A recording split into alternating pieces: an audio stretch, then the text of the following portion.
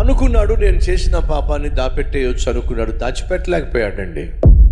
ఊరియా వాళ్ళే ఆమె గర్భం ధరించిందని చెప్పేసి ఏదో విధంగా మాయ చేసి తను చేసిన తప్పును ఊరియా మీదకి నెట్టేద్దాము అనుకున్నాడు. అది కూడా కుదరలేదండి. కనీసం అప్పుడైనా దావీదు పశ్చాత్తాపడ్డాడంటే అది లేదండి, పశ్చాత్తాపడలేదండి. ఏం చేశాడు? ఇంకా దారుణం చేశాడు, ఇంకా ఘోరమైన స్థితికి దిగజారిపోయాడు. ఎంతగా దిగజారిపోయాడో, ఏమేమి ఘోరమైన తప్పిదాలు చేశాడో, దీనంతటి వల్ల దావీదు ఎంత పాపాన్ని మూటగట్టుకున్నాడో, ఎంత ఘోరమైన శిక్షను చేతులారా కొంతెచ్చుకున్నాడో వచ్చే ఆదివారం మీతో పంచుకోబోతున్నా.